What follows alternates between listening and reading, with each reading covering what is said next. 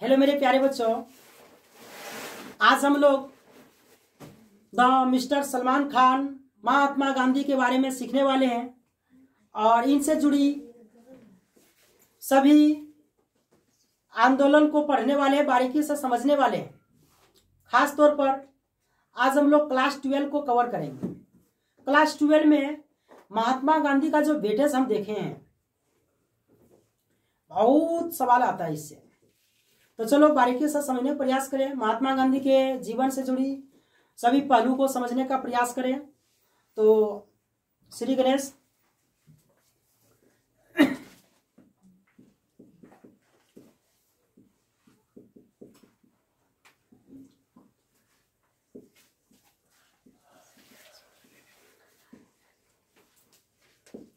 महात्मा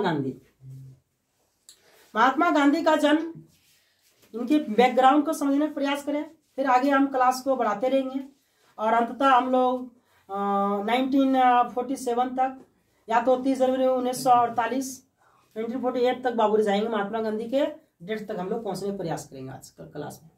तो चले, महात्मा गांधी का जन्म 2 अक्टूबर 1869 में हुआ था। कहाँ? गुजरात में। गुजरात में एक जाने माने जगह थे पोरबंदर, वहां महात्मा गांधी का जन्म हुआ था। चलो, जन्म कब हुआ था? 1869 2 अक्टूबर। कोई दिक्कत? पोरबंदर में, गुजरात में। बोलो, दिखाई दे रहा है? पोरबंदर गुजरात में। महात्मा गांधी का बचपन का नाम क्या था? बचपन का नाम क्या था? बोलो। मोनिया। इसका पूरा नाम मोहन दास करमचंद्र गांधी। ओके। इनके पिता का नाम करमचंद्र गांधी। माता का नाम बोलो। पुतली बाई की कस्तूरबा गांधी? पुतली बाई। पत्नी कस्तूरबा गांधी। कोई दिक्कत यहाँ तक? 13 वर्ष की अवस्था में, ध्यान से समझने का प्रयास करो। 13 वर्ष की अवस्था में महात्मा गांधी का कस्तूरबा के साथ विवाह करा दिया गया, मात्र 13 वर्ष की अवस्था में। बोलो, हम लोग को 13 वर्ष सबका एवं है? बोलो, हाँ। है कि नहीं?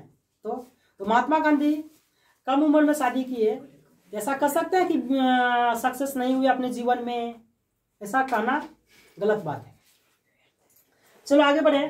कस्तूरबा गांधी से जब शादी हुआ, उस समय इसका एज 13 वर्ष था महात्मा गांधी का। 1882 में 1882 में जोड़ लो एक बार, 69 और 13, 1882 में। कोई दिक्कत यहाँ तक? जब शादी हुआ ना, तो 4 पुत्र प्राप्ति हुआ। शादी हुआ तो 4 पुत्र प्राप्त हुए। वैसे महात्मा गांधी समृद्ध परिवार से थे। महात्मा गांधी समृद्ध परिवार से थे। हम लोग की तरह बाबू रे कह सकते हैं गरीब या तो मिडिल फैमिली से नहीं थे, हाई फाई फैमिली से थे। अच्छा है कि ना? हाँ। चलो, इनके पिता जो थे बाबू रे जमींदार थे। इनके पिता जो थे जमींदार थे। कोई दिक्कत यहाँ तक? बहुत बड़ा आदमी था। इन्होंने बाबू रे जब शादी किया तो इसको 4 पुत्र की प्राप्ति हुआ। चारों पुत्र का नाम इस प्रकार लिखते हैं: हरिलाल,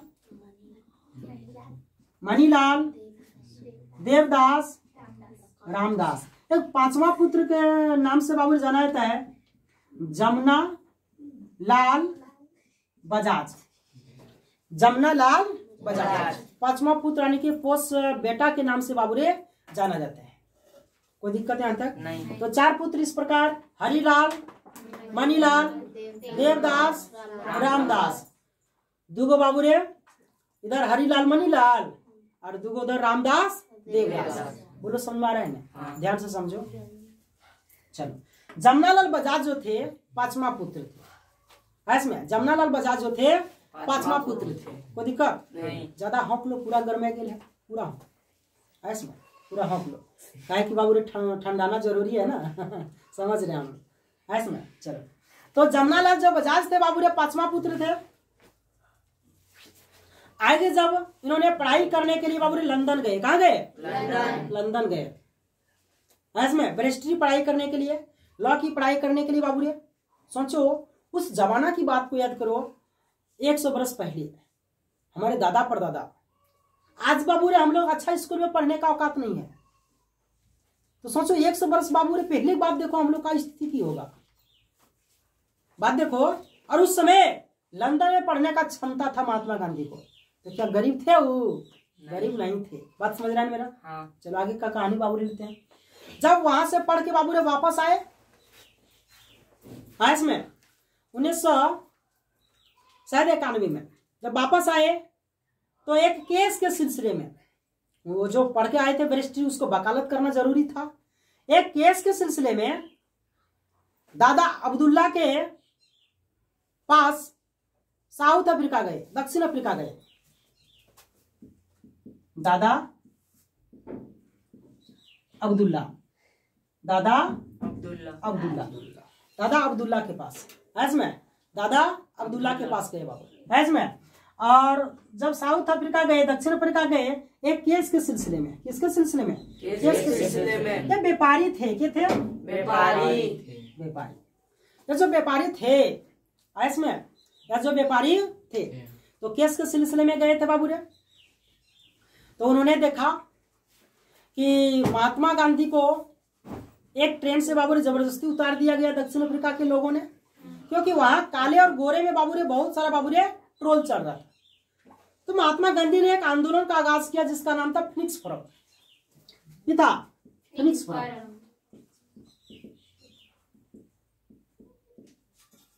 फिनिक्स फोरम जो था बाबू रे, जीवन का सबसे पहला आंदोलन था महात्मा गांधी का।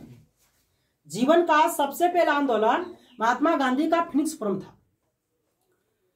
इस आंदोलन के दौरान उन्होंने 2 किताब पढ़े, 2 व्यक्ति का किताब पढ़े, एक रस्किन का और एक लियो टॉल्स्टॉय का। कोई दिक्कत यहां तक? एक रस्किन का और दूसरा नंबर में लियो टॉल्स्टॉय का। कोई दिक्कत यहां तक? शॉर्ट में लिख दिया टॉय का, इसमें नाम लोग बोलते हैं फलना का, वह टॉय का। ओके चलो, तो रस्किन से बाबू हम लोग क्या सीखे? भूख हड़ताल के बारे में। और लियो टॉल्स्टॉय से हम लोग सीखे बाबू रे, संवैधानिक रूप से यदि हम आंदोलन करें, यदि आंदोलन को बाबू रे अंजाम दें तो सफल होगा। मारकाट हिंसा वाला जो आंदोलन होता है वह सक्सेस नहीं करता है। बोलो इस बात को समझ रहे हैं तुम लोग? हाँ। यदि सरकार के तख्ते को हिलाना है, सरकार को बाबू रे हिलाने के लिए एकमात्र आंदोलन बाबू रे जो है भूख हड़ताल काफी है। यदि भूख हड़ताल पर बाबू अनशन पर यदि बैठ जाए ना, तो फिर तो बाबू रे जल्दी सुनवाई होगा, समझ ना। और आंदोलन हमेशा बाबू रे रस्किन से बाबू रे सॉरी टॉल्स्टॉय से सीखा कि संवैधानिक रूप से होना चाहिए, उग्रवादी नहीं होना चाहिए। बोलो बात को समझ रहा है ना? हाँ। ध्यान से समझो, सबको काम देने वाला है बाबू रे, सबको बाबू रे भारी नंबर में पूछने वाला है। ऐसा कोई एग्जाम नहीं बाबू रे जो महात्मा गांधी से बाबू रे रिलेटेड क्वेश्चन नहीं आता है। बात समझो, बड़ा इंपॉर्टेंट क्लास है, सबके लिए काम देने वाला है, इसलिए आगे पीछे सबको देगा। ध्यान से समझो। तो यहाँ से सीखा बाबू रे, यहाँ जब सक्सेस हुए तो महात्मा गांधी 9 जनवरी 1915 को भारत वापस आए। कब? 9 जनवरी 1915 को भारत वापस आए। इसमें 9 जनवरी को प्रवासी दिवस के रूप में मनाते हैं हम लोग। 9 जनवरी को प्रवासी दिवस के रूप में मनाते हैं। प्रवासी दिवस का मतलब होता है हमारे जितने भी विदेश के आदमी बाबू रे भारत के रहने वाले, सबको मैं वेलकम करता हूं, सबको स्वागत करता हूं, सबको अभिनंदन करता हूं। दिल के गहराई से बाबू रे सबको मैं अभिनंदन करना चाहता हूं। आप आइए और हमारा देश बाबू रे आपको बुला रहे हैं, आप आइए, आपको वेलकम करता है हमारा देश। इसमें उस दिन महात्मा गांधी भारत आए थे और भारत में जब 1915 को आए ना, एक व्यक्ति से बाबू रे, एक शख्स से उसकी मुलाकात हुआ जिसका नाम था गोपाल कृष्ण गोखले। खोखले मत बोलना, क्या बोलेगा? गोपाल कृष्ण गोखले। अरे खोखले मत बोलो, गोपाल कृष्ण गोखले। इसमें गोपाल कृष्ण गोखले जो था बाबू रे, वो राजनीतिक गुरु थे महात्मा गांधी का। इसका एमजी लिख देते हैं शॉर्टकट। महात्मा गांधी के राजनीतिक गुरु थे। उन्होंने कहे कि देखो भारत तो अभी गुलाम की स्थिति में है, 1 वर्ष तक भारत की स्थिति को जानो, अंग्रेज की प्रत्येक षड्यंत्र को जानो, उसके बाद भी कुछ करना। 1 वर्ष तक बाबू ने विद्यार्थी जीवन जिया, घूरा इधर उधर, बाबू ने जाना, अंग्रेज के षड्यंत्र को समझने का प्रयास किया। और इस प्रकार से बाबू ने 1 वर्ष के बाद जब लखनऊ अधिवेशन हो रहा था ना, जब लखनऊ अधिवेशन हो रहा था 1916 में, लखनऊ अधिवेशन, तो वहां भाग लिए महात्मा गांधी। तो वहां भाग लिए महात्मा गांधी। जब वहां गए तो बिहार के जाने माने सुप्रसिद्ध व्यक्ति, पढ़े लिखे बुद्धिजीवी व्यक्ति, बिहार की स्थिति को समझने वाले, बिहार की ओर से रिप्रेजेंट करने वाले राजकुमार शुक्ला जी वहां गए और महात्मा गांधी द मिस्टर सलमान खान से मुलाकात हुआ। जब उनसे मुलाकात हुआ तो महात्मा गांधी उनसे पूछे कि बात क्या है। तो राजकुमार शुक्ला जी ने कहे कि हे प्रभु, एक बार मेरे बिहार के धरती पर चंपारण साइड आइए और वहां के किसान की स्थिति को आप देखिए, बड़ा जर्जर स्थिति है। अंग्रेजों ने कहीं का नहीं छोड़ा, नहीं घर का नहीं घाट का, क्योंकि वहां एक बाबू ने कानून लगा दिया गया था जिसका नाम है 3 कठिया प्रणाली। दिखाई दे रहा है? 3 कठिया प्रणाली। 3 कठिया प्रणाली का मतलब होता है प्रत्येक 3 कट्ठे में 20 कट्ठे बाबूरे जो है जमीन पर नील का खेती करवाई जाती थी जबरदस्ती अंग्रेजों के द्वारा। उस समय विदेश में नील को लेकर डिमांड काफी था, इसीलिए अंग्रेज ने जबरदस्ती नील का खेती करवाते थे, बिहार के किसानों को जलील करते थे बाबूरे। प्रत्येक 20 कट्ठा में 3 कट्ठा प्रत्येक वर्ष बाबूरे बंजर हो जाता था वह जमीन। वह किसान बाबूरे दिन प्रतिदिन बाबूरे धीरे धीरे कह सकते बाबूरे निर्धन होते गए और भूख के लिए बाबूरे तड़पने लगे। तो महात्मा गांधी 1 वर्ष के बाद आए, कब? 1917 में चंपारण में, 1917 कहा? चंपारण में। 1917 में चंपारण में आए 1 वर्ष के बाद। क्यों? छोटा छोटा डॉक्टर के पास जाते हैं हम लोग तो तुरंत बाबूरे नंबर लगेगा, तुरंत दवा से स्टार्ट। बड़ा जैसे कि एम्स है, बड़ा बड़ा डॉक्टर के पास जाएंगे तो समय लगता है। सही बात है गलत बात है? तो बड़ा डॉक्टर थे इलाज करने वाला, एम्स में पढ़े थे ना, एम्स में सर्जन थे। तो 1 वर्ष के बाद आए। 1 वर्ष के बाद जब चंपारण की धरती पर आए, उन्होंने चंपारण नामक सत्याग्रह स्टार्ट किया। जीवन का सबसे पहला आंदोलन यदि भारत में पूछा जाए महात्मा गांधी को तो 1917 में चंपारण की धरती से बाबूरे आंदोलन का आगाज हुआ। बात समझ रहे हैं? और अंततः किसानों को बाबूरी से मुक्ति दिलाया। फिर उसके बाद साबरमती आश्रम का गठन यही हुआ था 1916 में। साबरमती आश्रम का गठन 1916 में हुआ था। रंपा विद्रोह 1916 में हुआ था। ट्रिक से याद कर सकता है। साबरमती रंपा गया था बाबूरे लखनऊ। बोलो, साबरमती रंपा कहाँ गया था? लखनऊ। साबरमती रंपा कहाँ गया था? लखनऊ। 1916 में। ये तीनों बाबूरे ध्यान रखना 1916 में हुआ था। साबरमती आश्रम को जो बनाने का पैसा दिया था बाबूरे, खर्चा पानी, अंबालाल साराभाई ने दिया था। किसने? अंबालाल साराभाई। उसका क्वेश्चन ध्यान से समझने का प्रयास करो। उसके बाद 1917 में चंपारण सत्याग्रह सफल आंदोलन जब महात्मा गांधी किए। 1918 में खेड़ा सत्याग्रह। बोलो, खेड़ा सत्याग्रह। फिर 1918 में बाबू ने अहमदाबाद मजदूर मिल के लिए बाबू ने आंदोलन किया। वहां भी सक्सेस हुआ कि मजदूरों को समय बाबू ने निश्चित होना चाहिए, मजदूरों को रुपया पैसा बाबू ने निश्चित होना चाहिए, ऐसे मजदूरों को काम करने का बाबू ने समय निश्चित होना चाहिए। इसमें तो सभी को लेकर उन्होंने बाबूरे यह काम किया। कोई दिक्कत यहाँ तक? चलो समझने का प्रयास करो, शांति बनाए रखो। उसके बाद 1919 में रोलेट एक्ट अंग्रेजों के द्वारा एक कानून लाया गया भारतीयों पर बाबूरे अंग्रेजों द्वारा एक कानून लाया गया। इसमें रोलेट एक्ट, यह कानून बहुत कह सकते बाबूरे कह सकते भारतीयों पर गहरा इफेक्ट पड़ा इसका। यह कानून जो था बिना दलील, बिना वकील, बिना अपील का था। कई अंग्रेजों का डर था उनके मन में कि भारतीय लोग यदि इकट्ठा हो जाए 2 4 5 आदमी, तो उसको षड्यंत्र रचने का मन में डर था कि भारतीय लोग कहीं हम लोग को भगाने दे।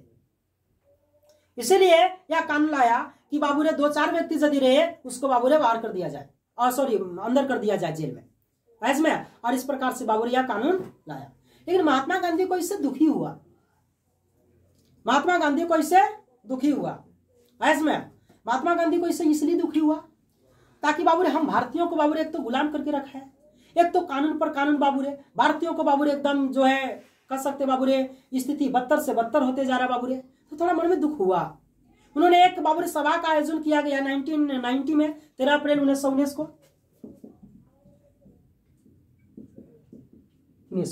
उस समय बाबू रे कह सकते बाबू रे जब सभा हो रही थी बाबू रे जलियांवाला बाग हत्याकांड हो गया। एक गार्डन था बाबू रे जलियांवाला बाग, उसमें बाबू रे जलियांवाला बाग हत्याकांड में अंग्रेजों के द्वारा जनरल डायल के द्वारा इसमें बहुत सारे बाबू रे अंधाधुंध गोलियां चलवा दिया गया बाबू रे, इसमें बहुत सारा गोलियां चलवा दिया। और इस प्रकार से बाबू रे हम कह सकते हैं कि अंधाधुंध बाबू रे गोलियां चलाने के लिए चलो तो हम अभी बता रहे थे बाबू रे महात्मा गांधी से जुड़ी समस्याओं के बारे में। जलियांवाला बाग जो हत्याकांड हुआ था उसमें निहत्थे लोगों पर जनरल डायल ने बाबू रे अचानक एकदम गोलियों का बौछार बाबू रे निहत्थे लोगों पर बाबू रे बरसवा दिए। आखिर बे जवान आदमी यानी कि कह सकते बाबू रे जिसके पास बाबू रे कोई हथियार नहीं थे, आखिर क्या बात था, लेकिन उसको मन में डर था और अंधाधुंध गोली बरसवा दिए। वह 4 दीवारी से घिरे हुए हजारों की संख्या में बाबू रे मृत्यु का घाट बाबू रे उतर गए और हजारों की संख्या में बाबू रे घायल हो गए। इस खून को देखकर महात्मा गांधी को बाबू रे बहुत दुख हुआ। उन्होंने पंजाब में कह सकते बाबू रे एक जगह तो था ही, उसने केसरी हिंद का उपाधि जो अंग्रेजों के द्वारा दिया गया था महात्मा गांधी को वापस कर दिए। कौन सा उपाधि? केसरी हिंद का उपाधि वापस कर दिए। फिर महात्मा गांधी 17 सितंबर 1920 को कलकत्ता अधिवेशन में जब गए, कब? 1920 को कलकत्ता अधिवेशन में जब गए थे तो उन्होंने महात्मा गांधी कहे 1 वर्ष की मौका हमको दो, हम भारत को बाबू रे पूर्णतः आजादी दिला देंगे। बोला कि ठीक है। सबने इसको एक्सेप्ट किया महात्मा गांधी को। पढ़ने वाला बच्चा, पढ़ाने वाला बाबू रे टीचर, महिला पुरुष, सबने इसको एक्सेप्ट किया। बोला 1 वर्ष में क्या होने वाला है, हमारा देश तो आजाद हो जाएगा। देश है तो सब कुछ मुमकिन है, देश नहीं तो सब कुछ बाबू रे नामुमकिन है। इसलिए महात्मा गांधी को सपोर्ट किया और उन्होंने बाबू रे 1920 को एक आंदोलन का आगाज किया जिसका नाम था असहयोग आंदोलन। सहयोग आंदोलन। असहयोग आंदोलन जब स्टार्ट किए तो इस आंदोलन का मेन बात बाबू रे महात्मा गांधी कहे थे कि आज आंदोलन जो होने वाला है हिंसक आंदोलन नहीं होगा, अहिंसावादी आंदोलन होगा। इसमें मारकाट बाबू रे नहीं होने वाला है, संवैधानिक रूप से आंदोलन होने वाला है और सब लोग भाग दो और सबका सहयोग चाहिए। पूरे भारतवासी से बाबू रिक्वेस्ट किए और साथ दिए, महात्मा गांधी को सपोर्ट किए। महात्मा गांधी कहे कि हम अंग्रेज का प्रत्येक काम को बाबू रे बाइकआउट कर दें, जैसे कि उसका दुकान में कोई सामान नहीं खरीदे, उसका फैक्ट्री में कोई काम नहीं करे, उसका बाबू रे जूता मत साफ करे, उसका बाबू रे कपड़ा मत साफ करे, उसका दाढ़ी मत बनाए, सब कुछ के लिए बाबू रे बाइकआउट कर दे, ताकि अंततः एक दिन महात्मा गांधी को ऐसा आभास हुआ कि अंग्रेज अपने आप से लग जाएगा। लेकिन ऐसा नहीं हुआ। 1 वर्ष से बाद दूसरा वर्ष भी चालू हो गया, 1922 बीत रहा था। बात समझ रहे ना? लेकिन आजादी नहीं मिला। लेकिन एक बात ध्यान रखना, 5 फरवरी को, कब? 5 फरवरी को,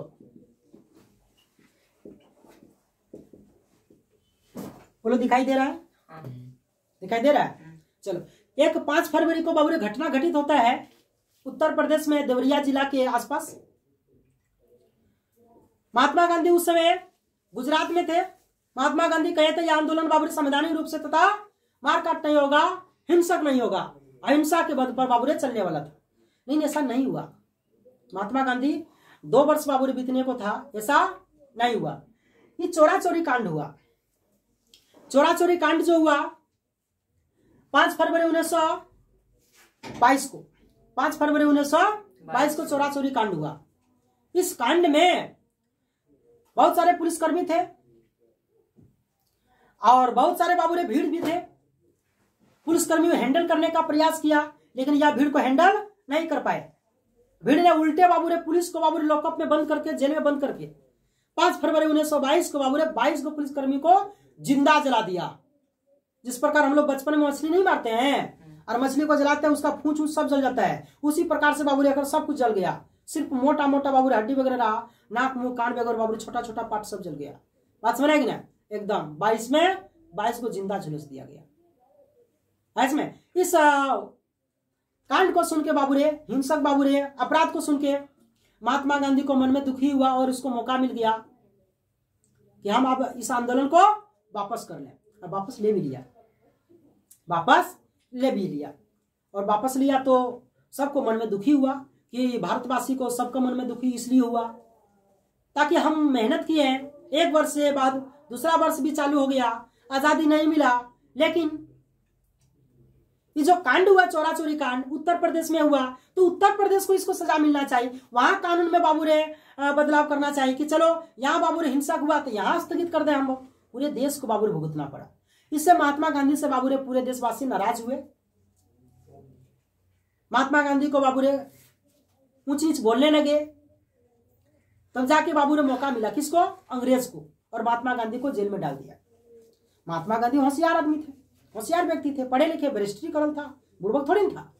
8 दिन तक बाबू रे कुछ न जेल में खाए, एकदम लूज पुंज हो गया उसका शरीर। जिस प्रकार बाबू रे गांव में हम लोग को बकरी लोग को बाबू रे की होता है, तबीयत खराब होता है तो ना एक चादर या तो बोरा बिछा बाबू रे उसको धूप में कंटवा देने कर देते हैं। उसी प्रकार से बाबू रे महात्मा गांधी को पकड़ा और बाबू रे उधर बाहर कर दिया। कहा इसलिए ताकि बाबू रे अंग्रेज को डर था कि यदि बुढ़ऊ मर जाए तो फिर तो पूरा भारत में बाबू रे हड़कंप पैदा हो जाए, है ना। इसलिए डर था बाबू रे, उसको मरने नहीं देना है और उसको बाहर कर दिया। महात्मा गांधी तो जानबूझ के बाहर हुए थे, धोती समटा और चल गया बाबू रे कहा? कर्नाटक, सरवन बेलगोला कर्नाटक जगह बाबू रे, वहां चला गया और वहां कांग्रेस का अध्यक्ष बन गया 1924 में। कब? 1924 में।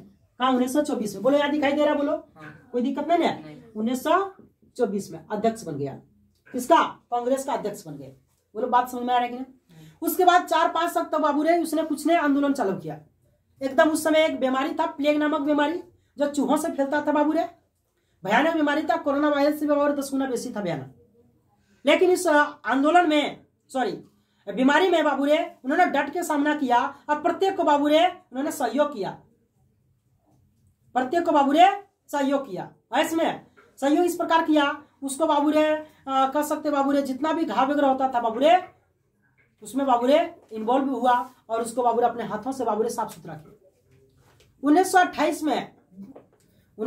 में बाबू रे गोबैक साइमन कमीशन, जो अंग्रेज के द्वारा एक कमेटी का गठन हुआ था, भारतीयों पर कानून बनने वाले थे।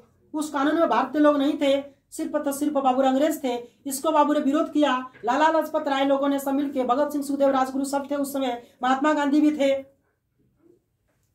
गो बैक साइमन कमीशन, यानी कि साइमन कमीशन वापस जाओ। इस दौरान लाला लाजपत राय को बाबू ने लाठी से अंग्रेज के बाबू सिपाहियों द्वारा बहुत जोर से बाबू ने चोट पहुंचाया गया और हॉस्पिटल में, यानी कि अस्पताल में कुछ दिनों के बाद इसका डेथ हो गया, शहीद हो गए।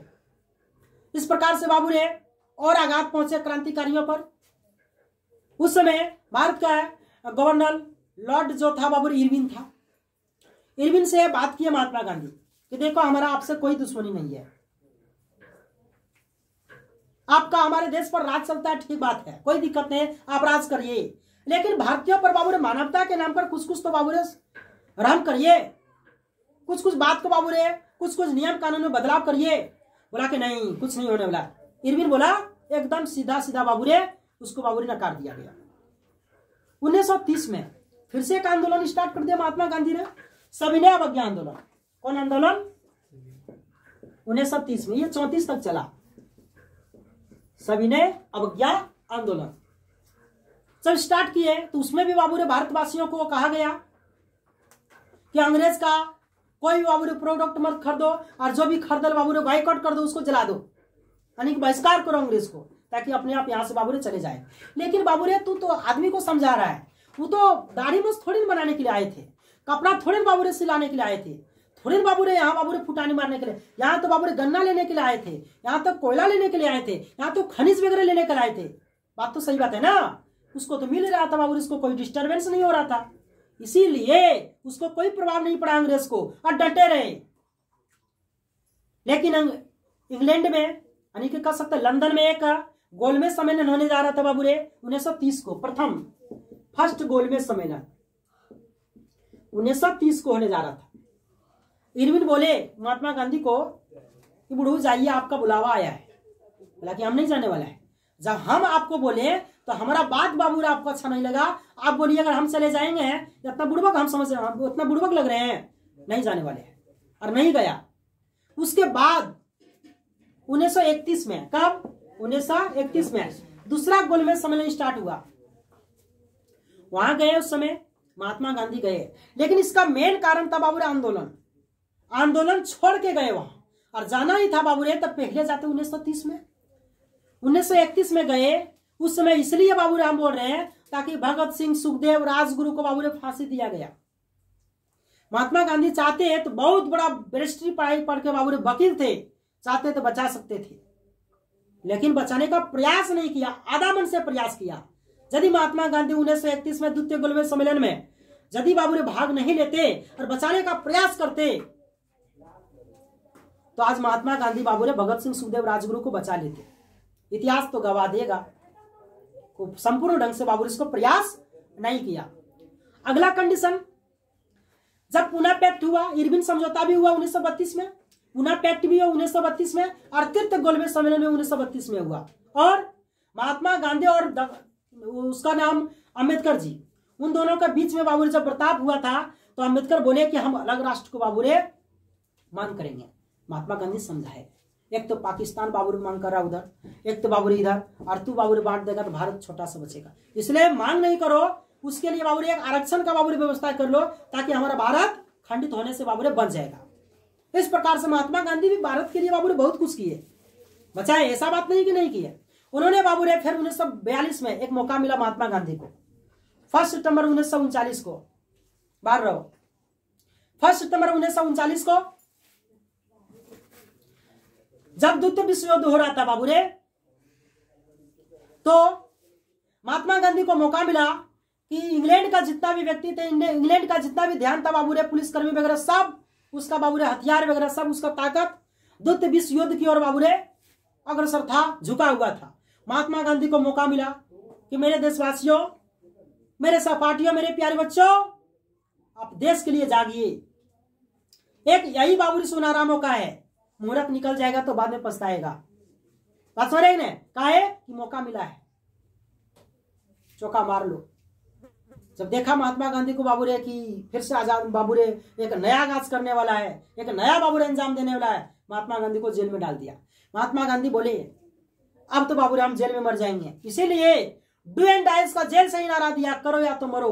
भारतवासियों को बाबू रे एक नया चेतना, एक नया जोश, एक नया आगाज देशभक्ति के लिए बाबू रे कह सकते बाबू रे नया जोश भरने का प्रयास किया डू एंड डाइज ने, और अंततः 1947 को हमारा देश आजाद हो गया। उस रात में हमारा देश मातम के लिए बाबू रे और खुशी के दोनों पल को बाबू रे मेंशन कर रहे थे, क्योंकि उसी रात को पाकिस्तान का भी बंटवारा हुआ और उस रात को हमारा देश भी आजाद हुआ। खुशी का भी था बाबू रे और गम का भी समय था। उस समय जब हमारा देश आजाद हुआ तो 1 वर्ष के बाद महात्मा गांधी आजादी का नई वर्षगांठ भी नहीं मना पाए। नाथूराम गोडसे ने संध्या के समय महात्मा गांधी के सीने में रिवॉल्वर से 3 गोली दाग दिए और महात्मा गांधी को बाबू रे शहीद होना पड़ा। तो हमने अच्छा कीमती बाबू रे कह सकते हैं धरोहर खो बैठे हैं महात्मा गांधी के रूप में बाबू रे। तो यह जो महात्मा गांधी का कृतियां हमारे देश के लिए बाबू रे सदा स्मरण रहेगा। महात्मा गांधी को समझने का प्रयास किए और नया वीडियो में आएंगे तो और बाबू रे डिटेल से प्रयास करेंगे पढ़ाने के लिए। क्लास 12 के लिए लगभग ठीक है। जय हिंद, जय भारत।